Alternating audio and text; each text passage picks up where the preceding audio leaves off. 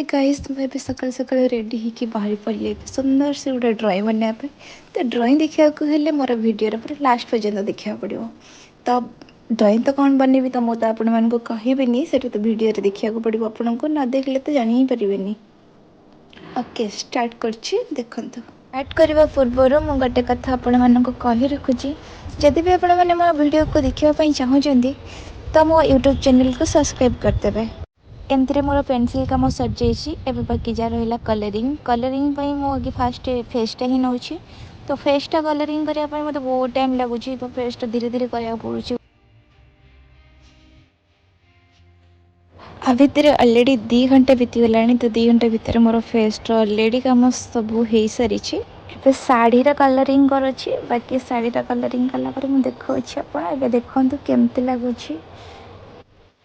अब more complete हो गला अधारू अधा। देखु से जो साइड करा जोटा चिपकई थी ताको एबे साइड करा बाहर कर दूची। देखु आपन को जहाँ भल लगे। देखु यहाँ मोर फाइनल लुक। एबे मो काम सरला। एबे आपण माने कहि परबे मो पेंटिंग टा केमती हिची।